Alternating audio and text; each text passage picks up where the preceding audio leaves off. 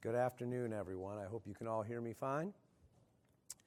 We're going to talk today about a project that I've been working on for about a year as a demonstration for an underlying technology we've been pushing at IBM called Blue Horizon.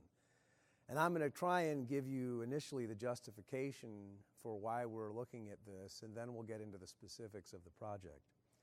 One of the things that IBM does is postulate perspectives on how business is going to change. And one of the things that our executives postulated was that IoT devices are going to generate value. And I think we can all believe that that's a true statement. But how are you going to make that happen is really an underlying question. What the team had looked at was the growing number of autonomous devices, or I should say devices, that were going to be emerging onto the market in the next several years, and said, how are we going to get value out of these devices in a way that doesn't kill us? And one of the key attributes for that, which is mostly an unspoken challenge, is that if you look at the relationship today between computational devices and IT personnel, we would need approximately another 100 million IT staffers in order to address the number of devices that the pundits are saying we should expect to see brought onto the internet in the next 10 years. So what Blue Horizon looked at were these three primary criteria for success. We need to have autonomous transacting agents out on the internet able to decide what they were going to do, with whom they were going to do it, and for what compensation level they were going to do it. It needed to be decentralized and ungoverned, a governed economy, but decentralized. So we didn't invoke taxation mechanisms like Apple's or Amazon's or Google's or Facebook's in terms of extracting as part of that economic exchange some piece of value for that middleman. And then finally, it had to operate as the internet was originally designed, as a distributed, untrusted environment. And in fact, Gartner gives us some good talking points here with respect to their postulate on how these types of autonomous transacting economic agents will impact the overall economy. And so the Blue Horizon project, which was started, Dima, about 18 months ago now,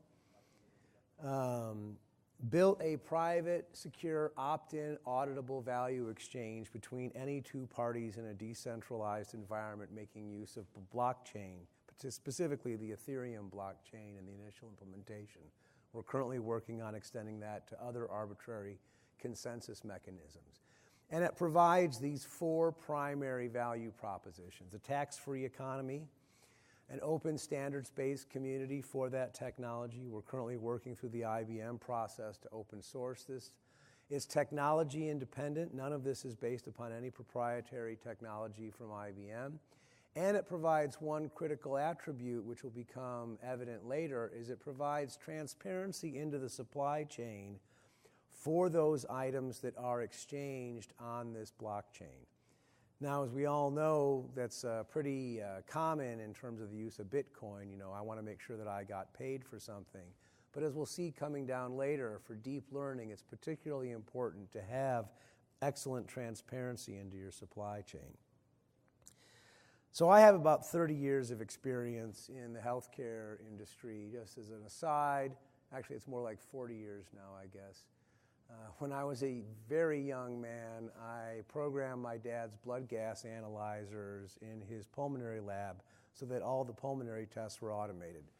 And since that time, I've taken a number of swings at the market for healthcare. But one of the key differentials we're seeing right now is the growth of a funded elderly population for which we do not have appropriate levels of staffing to assist them. In fact, if you look at the ever-expanding age ranges, by the time someone reaches over 80 years of age, about 1 in 3 of those people is going to need some type of daily assistance in their life.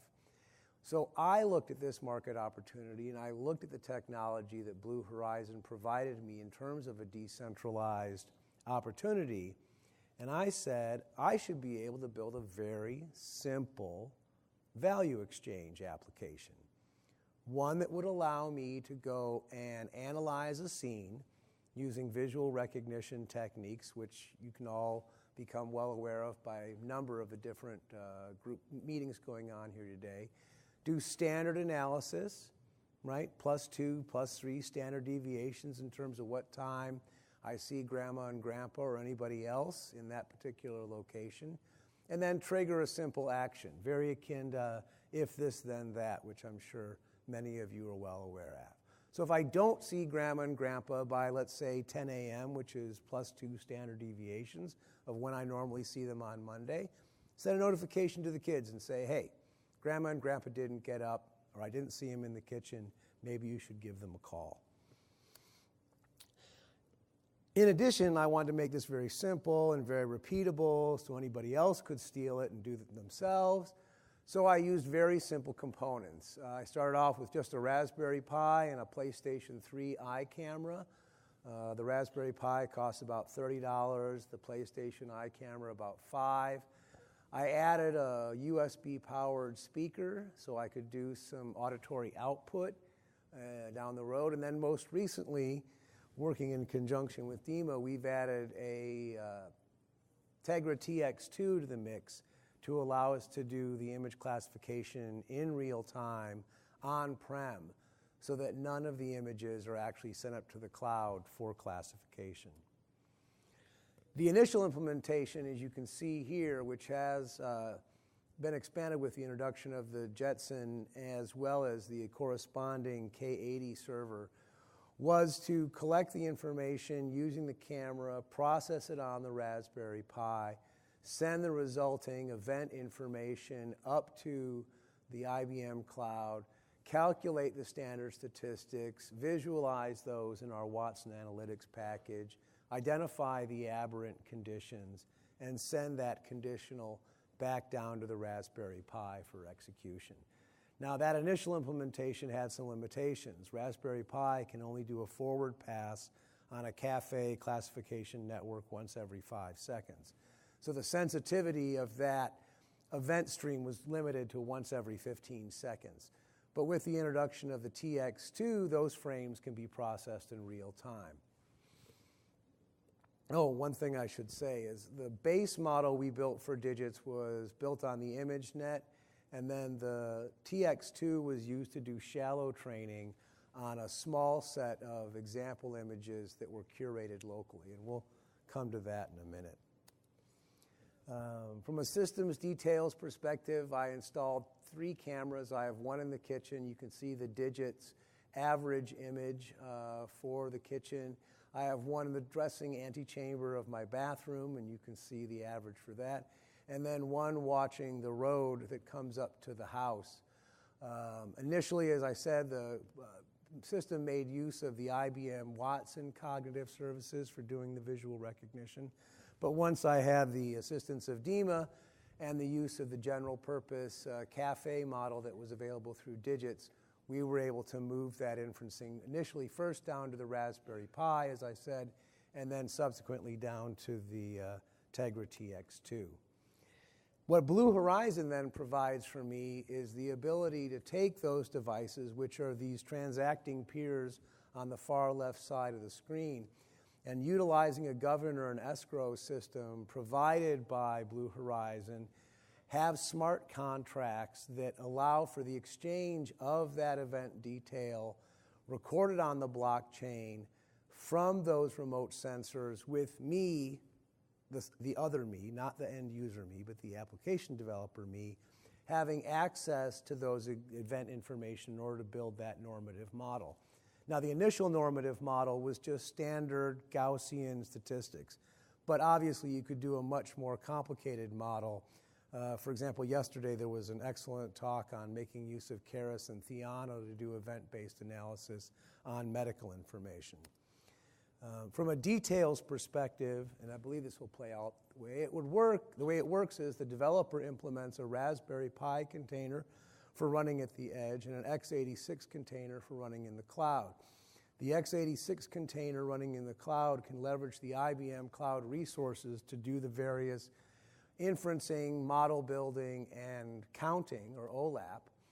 And then the end user goes and acquires a Raspberry Pi, gets that application from the application store for Blue Horizon, records their acceptance of their desire to have that developer's application running on their Raspberry Pi, just like you do with the App Store when you say, I want somebody's application. And then that application not only gets deployed to that Raspberry Pi, but it also deploys a corresponding container in the cloud to handle all of the end user's calculations, model building, inferencing, etc., when you don't do the inferencing on the Raspberry Pi. The results that were generated are then analyzable. This is an example that my friend Peter Parente did for me using a Jupyter Notebook and the IBM Data Science Experience, where you can see according to the time of the day, which is actually only broken into 15-minute intervals from an aggregation perspective, what the average occurrence is of a person. And this is in my kitchen. From a Watson analytics perspective, you can see a heat map of all the various entities that were detected, how those entities appeared over a time series during the day. If you can look at the top right image on the diagram, you'll see there's a very light gray bar on the right side. That's actually a person being detected. You'll also notice that one of the bars, the fourth one to the left from the far right side, has a very strong signal down the middle during most of the day, but it's very light in the morning and it's very light in the evening. That's actually the coffee machine signal. And it's because I'm standing between the camera and the coffee machine in the evening and in the morning when I'm making coffee. One of the things you quickly discover in any of these classification algorithms is that the signal you're looking for is probably buried somewhere inside the information that's coming out of that classification. So this is an example of the initial data that came out of the camera that's watching the road. And you can see one thing that I might be interested in, like a four-wheel drive vehicle coming up the road, is buried down in all of the other sometimes spurious. For example, we've got floor covering. So I'm not sure if it's a dessert topping or a floor wax, and neither is Watson. But you have to actually train the system because all of the vendors fail out of the box. I took the pictures of my kitchen and I fed them to all these vendors. All of them failed to see me in the kitchen. The closest was Microsoft, but none of them were able consistently.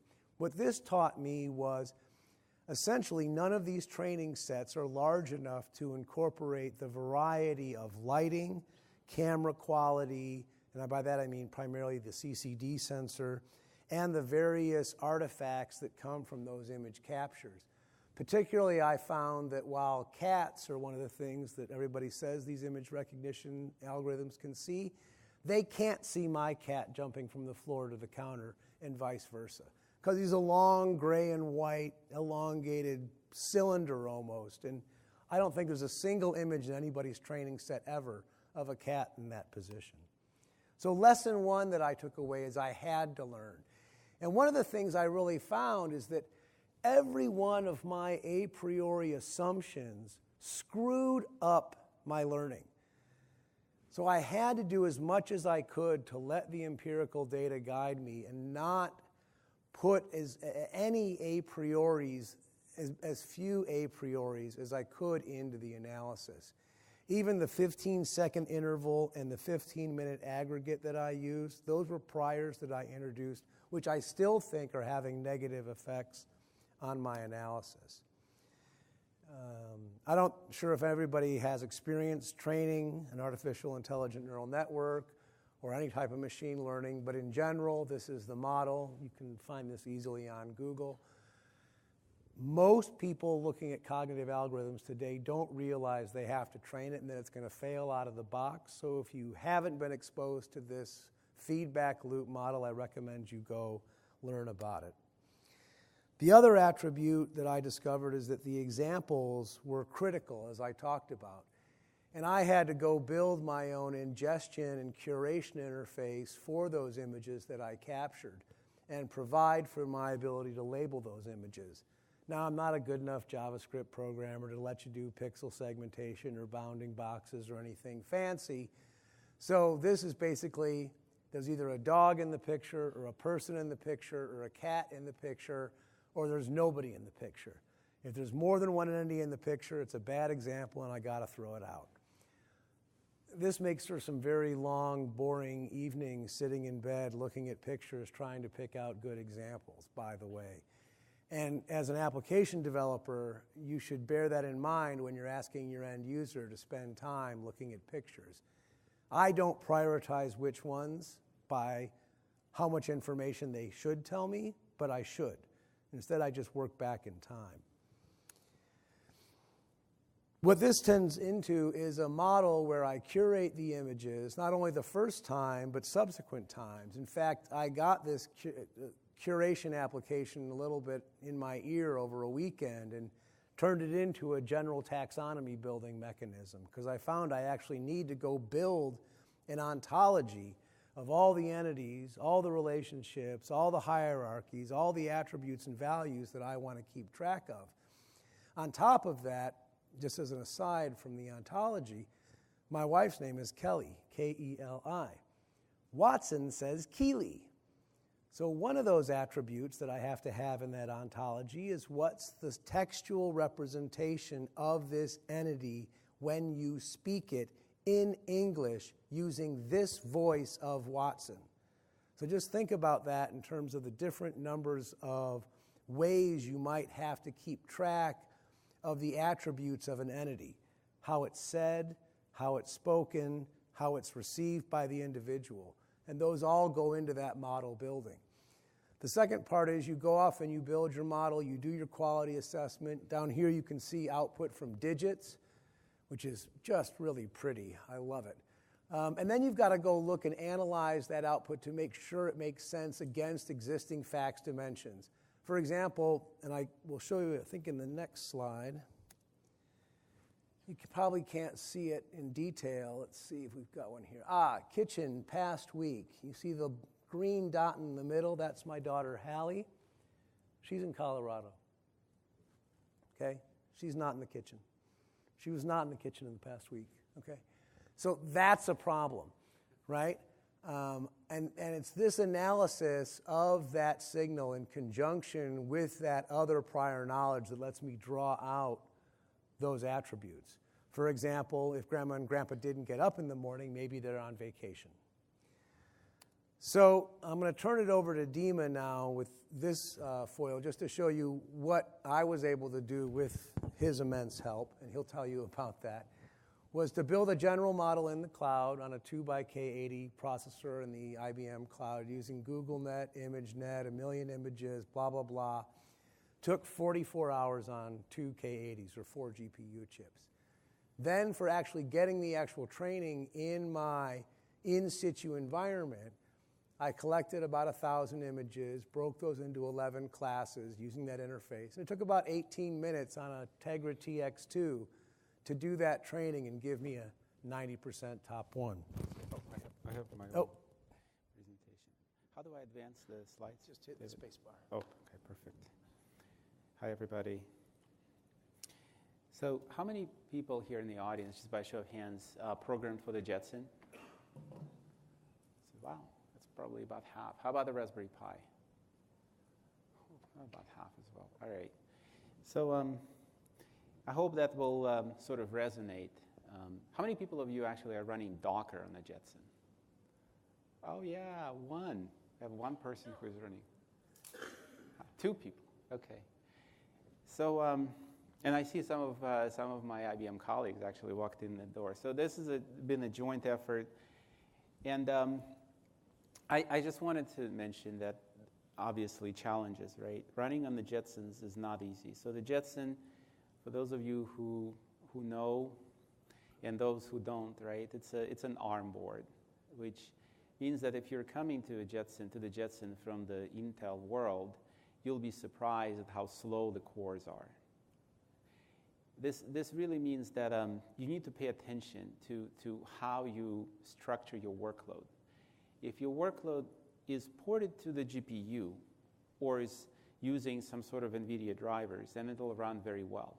But if it's not, then you may be surprised just how slow it is. In other words, the profiling of your application, as you have it already written, right? If you're coming to it from an Intel x86 environment, the profiling will look very different, Okay, so that's what I'm mentioning there. I don't know how many of you walked around the expo floor and looked at the Jetsons deployed there. There's a few.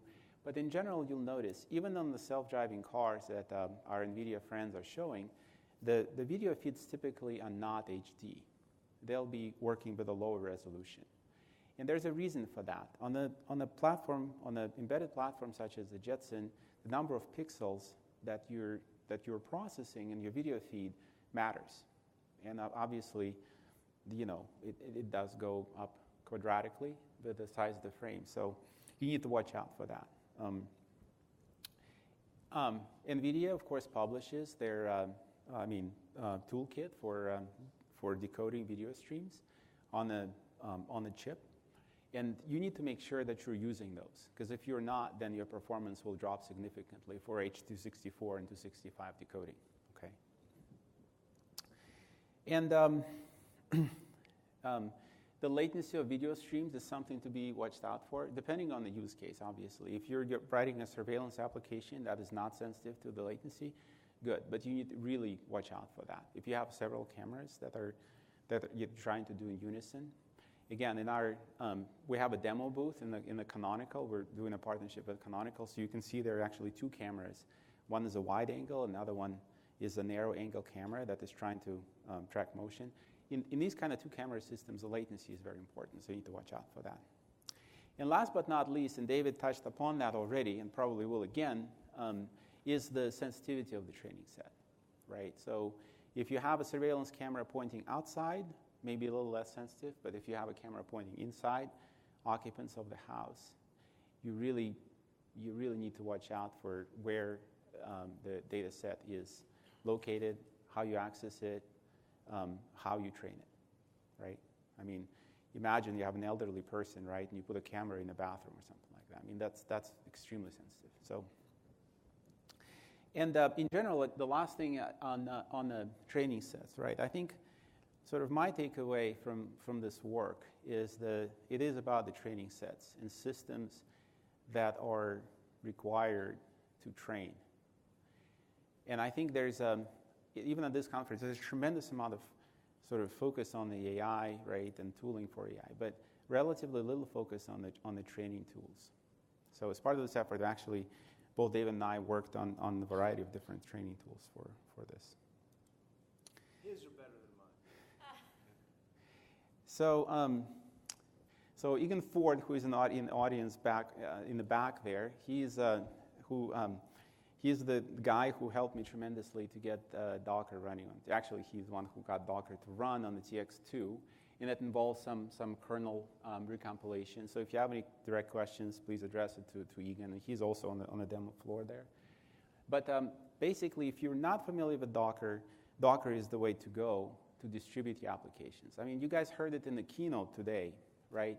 That NVIDIA is making Dockerized applications available in the cloud and all devices, but not yet on the Jetson. And so the first thing this team has done is actually Dockerize all of our work. So it makes it very easy, just as you would on any cloud computer, you would actually propagate your workload to the Jetson. It's not enough to just run Docker on the Jetson. You also need to get all the drivers working, right? So NVIDIA has their own NVIDIA Docker, again, not at the moment supported on the Jetson. So the first hurdle we had to overcome was to make sure that we have Docker with CUDA support so we can get access to that GPU. Otherwise, it's very slow. Okay. So the hard drive, the card that comes with the Jetson TX1 and TX2 is not fast enough. So if you're trying to do some builds, you need to get a better card. So just FYI. So in our work, we focused on moving objects. This is quite important. Again, if you walk around the demo floor, you'll see a lot of presentations when people just analyze frames, right? The video stream is broken up into frames, and then objects are detected in each frame, sort of independently of other frames. This works quite well on advanced networks. However, in the context of what we previously talked about, meaning performance, embedded devices, the fewer pixels you are processing, the better in general, right? The devices are constrained on power, and so if you have a stationary camera, if you can get away with not moving the camera, suddenly your life gets a lot easier. So this is sort of a general observation, right? Because by and large, pixels do not change. So what we have done is we basically try to minimize the number of pixels that we are processing as much as possible. You'll see it throughout the design of the system, right? So if, like in David's example, a cat is moving throughout the floor, right, the majority of the environment just doesn't change, right? It's just the pixels that are, that are the cat's pixels are changing, right? And so, then what you could do is you can discard all the other pixels and just focus on that moving object and submit that to the neural net. And suddenly the outcome of that analysis becomes a lot more precise because you can ignore the kitchen, you can ignore the surfaces, right, the refrigerator and so on. Your question is, there's something moving. What is it, right? And so it becomes trivial. Then the neural net can answer that question pretty easily. The other optimization that is part of that, actually, we figured out if you increase the size of the frame, make the frame really large, what you can also do, you can actually, all cameras have some noise present, right? Partially based on, some sort of effects, but others just based on compression, decompression. So you'll get some noise, and what you will need to do is to basically apply some sort of filtering. Or what we have done is basically we are downscaling the image for motion detection. So we can downscale the image in some cases 100-fold, reduce the number of pixels 100 times, and we still get the accurate, very high performance detection of motion in that frame. And so once we have these pixels, we can work with them. Okay. So the last thing, there's been a number of presentations here at the conference about different image processing networks. But in general, what we have done, we've used the older networks such as GoogleNet and VGG for multiple reasons. So they are, yes, they're not perhaps the most advanced ones, but what they are is they're lean, they consume not so much memory, they're fast, and they're very accurate, and they support thousands of classes. So some of the other networks which you see do not support thousands of classes, and so it makes presents more of a challenge. But because we get those bounding boxes for free from motion, we can get away with that. So while we think that we need to continue working in this direction, this was actually a pretty cool thing that saved us a bunch of performance and saved us accuracy. So as David pointed out, we, as a result, we can generate very accurate predictions out of these models. So I already mentioned that you essentially get bounding boxes and pixels free when you focus on moving objects. You can, once you've collected this information, right, the training set, now you can use this training set to train more advanced networks on this data, which is kind of interesting. So you start with a simple network, right, but you kind of use it to create a data set. And once you have the data set, you can proceed to training fully convolutional networks and so on, okay? And what we also have done, we basically, we realized that the task of training these networks is essentially gradual. You start with objects that move often, and once the network learns to recognize them with a high degree of accuracy, you can start suppressing them and just train only on those that are new, that the network doesn't understand very well. So with the outward-facing camera, for example, the common objects are leaves, right? So all the surveillance systems that are outside suffer from that. If you guys have seen commercial systems, they allow you usually to cut out a part of the picture and just focus on that. Just because of that, because trees and grass, they constantly move. And without the neural nets, you really cannot tell. But with neural nets, you can. So if you have a tree that constantly shakes in your frame, you just simply ignore it. You know it's a tree.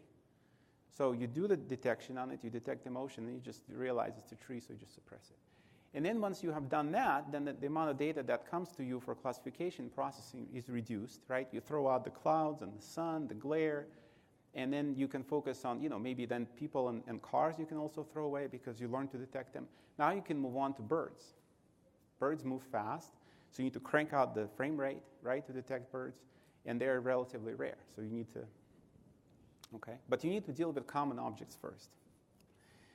And so The last thing is, yes, we've trained the network using a stationary camera, but once you have the network, now you can put it in a mobile camera, the one that moves in a car or a wearable and stuff like that. So that's basically a trick that we've... The last thing I'll briefly mention, that's something we're going to continue working on, use LSTMs and FCNs. The third bullet is actually quite interesting. There was one presentation at this conference that I really enjoyed, where the gentleman was applying crowdsourcing tags to the images.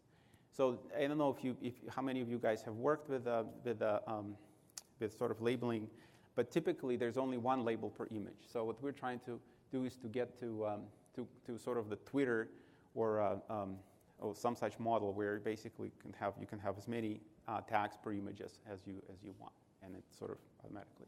So back to you, David.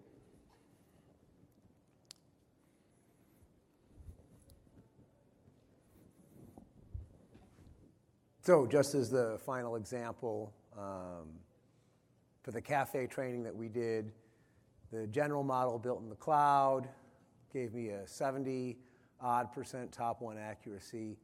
And then from the in situ example images that were curated for me by the end user, I could get up to a 90% top one accuracy.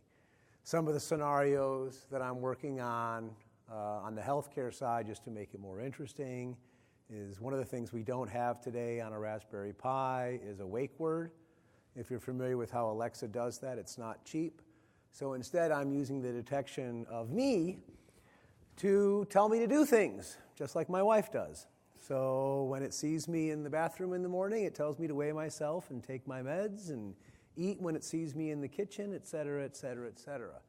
I'm thinking if I ever do this as a startup, there will be upsells for Arnold Schwarzenegger to remind you to exercise, and for Sophia Loren or Kim Cattrall, for the men at least, to remind you to take your medications.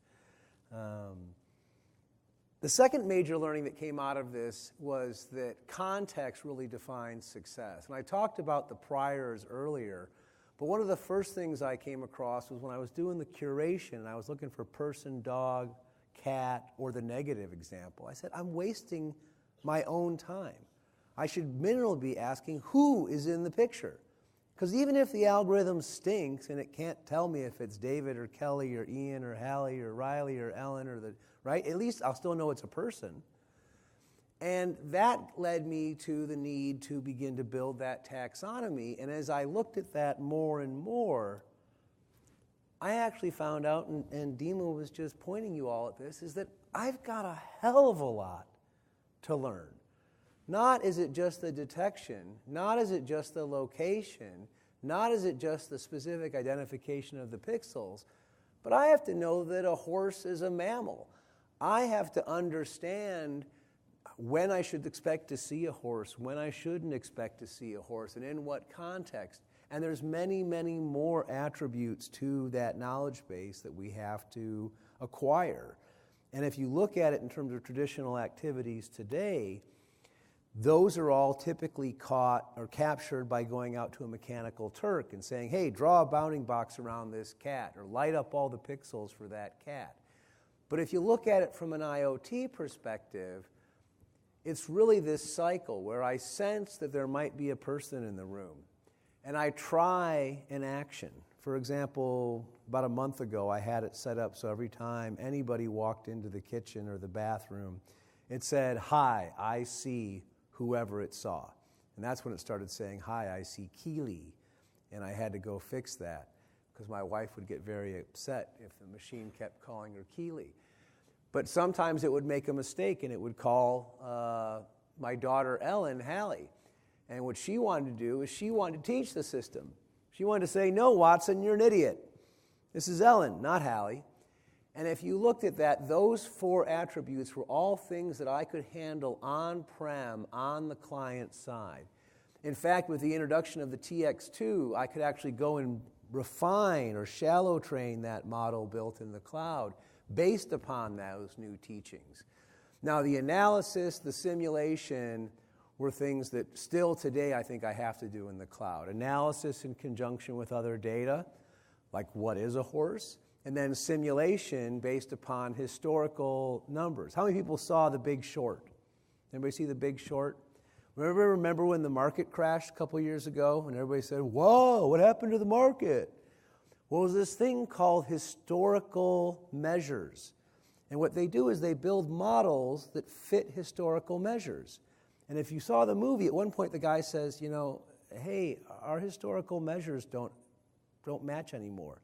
It's like building an auto-driving car when the national speed limit's 55, and suddenly Donald Trump decides, just for fun, let's make it 155. Okay, so those previous historical metrics no longer apply. And if you look at this cycle, what it really says in more detail is I'm going to collect my potential information, I'm going to make a prediction on that, and then I'm going to engage the end user on premise in curating that. From that, I, as a data scientist, can now groom that curated data, build a model, test that model, qualify that model, and deploy that back out to the edge. And why do I do that? I do that for these following reasons. Inferencing is cheap. IBM, for example, if I want to do this project and the camera in my kitchen does about 100,000 images a year, that'd be $1,200 for one camera. No way. Not when a Jetson costs, well, what is it, $299 is an educational discount. Does anybody have an educational card with them I could borrow? Latency kills, right? Specifically in driving, it really kills. If you had to wait 2 seconds for the classification algorithm to come back and say that's a person, right, you're probably going to run them over. In conversation, and the keynote talked about this morning, you can't have a bad response time. I know that's true with my wife. If I don't respond quickly when she says my name, I get in a lot of trouble.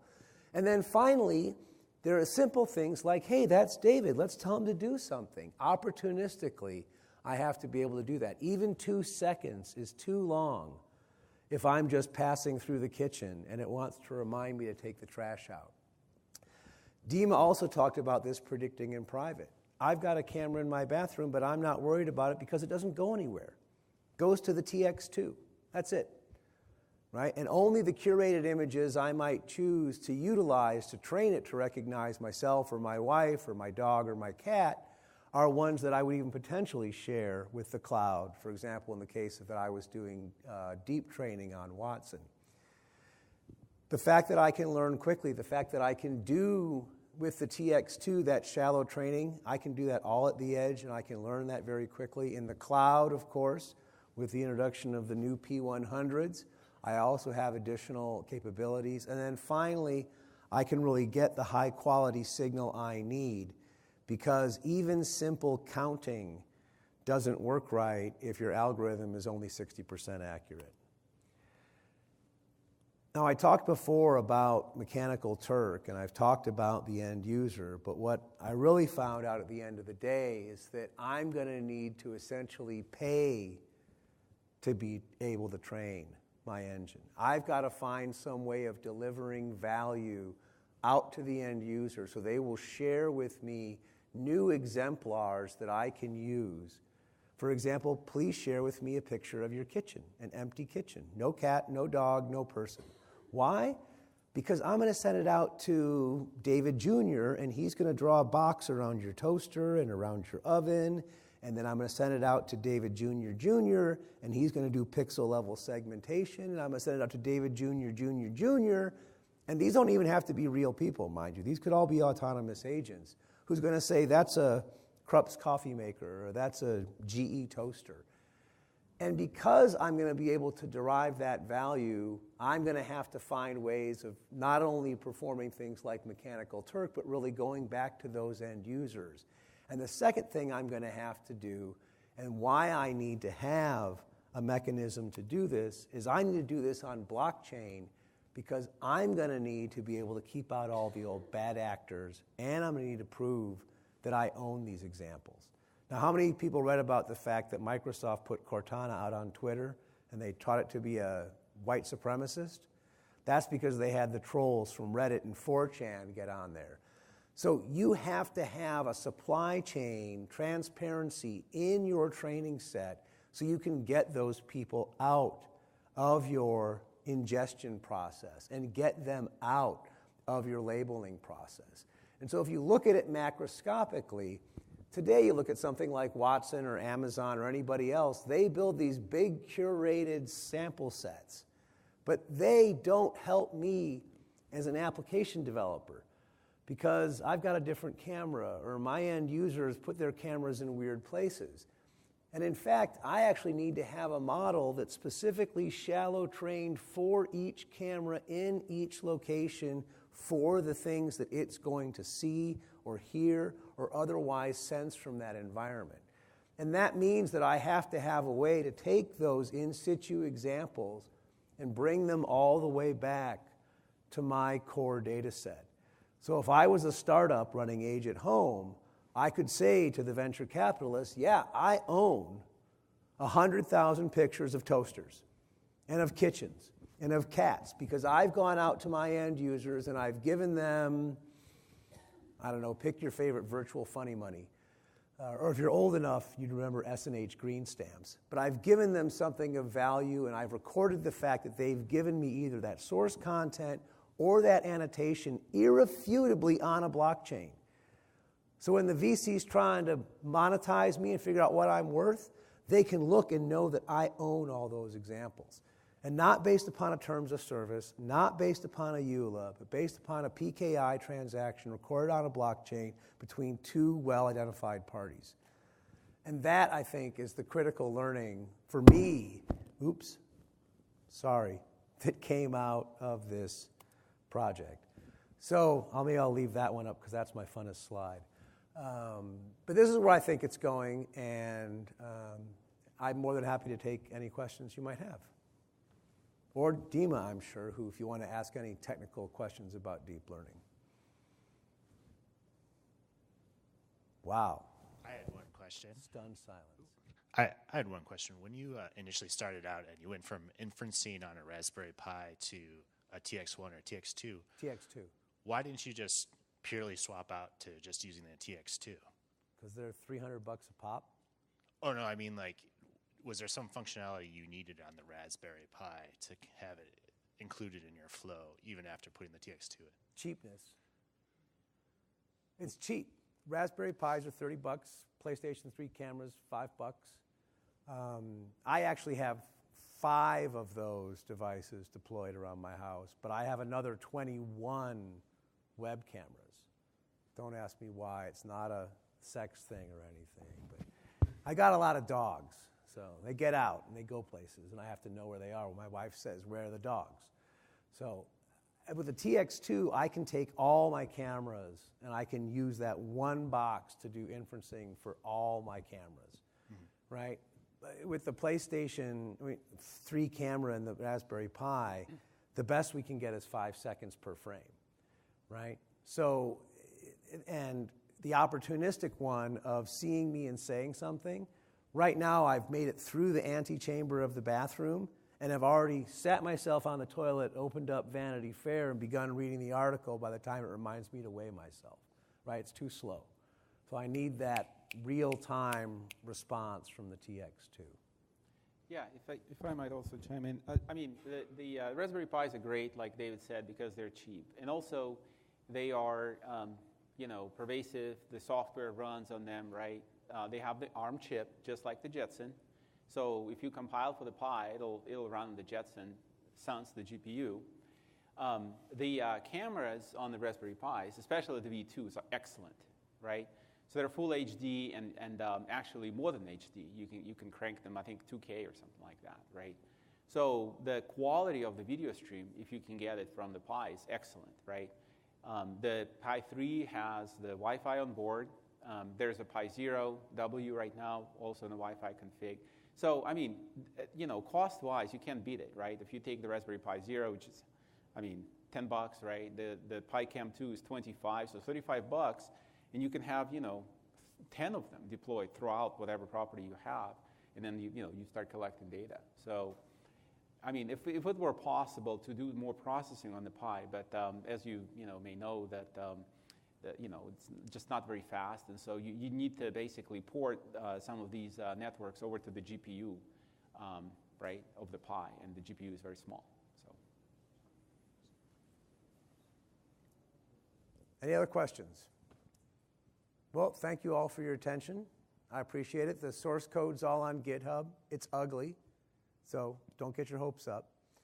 But it works. So, I should have the Docker version for the TX2 available once we figure out how to get the container stuff we made work available to everybody.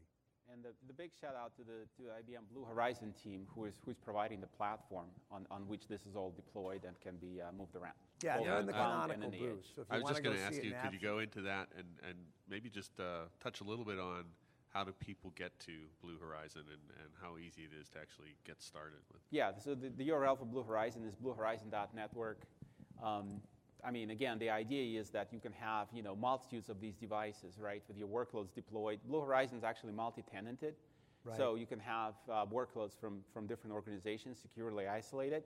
It's using blockchain for security, and it's managed it's designed for peer-to-peer and peer-to-cloud communications, in short. So we really hope that that this will, change the world as more compute and especially cognitive, /AI compute goes to the edge, right? Because once you start deploying these sensitive AI models to the edge, right? Say self-driving car, or there's a truck out there, I think, on the demo floor. If somebody compromises that truck, it's a killing machine, right? So you really need to make sure it's locked down, and every byte that goes to, right? It's really scary. So here's an example. This is the Blue Horizon example, proof of concept application page. This little blue button down here, oops, can't drive, is where I live. And it has a software-defined radio attached to it. So it's picking up the broadcasts of the planes that are flying about in the Bay Area. It's an ADS-B broadcast. And you can click on the planes, and you can see the track. That plane is reported as it's been picked up by that sensor. So these are actual devices. That's right.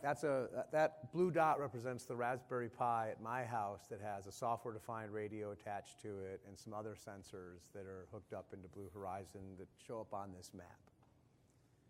My application is slightly different. It doesn't fit into this proof of concept application. But this is, like I said, this is on display at the Canonical booth, not this graphic, but their existing POC is at the Canonical booth, and this is bluehorizon.network. The whole word is the top-level domain. Well, thank you all again for your time. Appreciate it, and it looks like we're right on the money.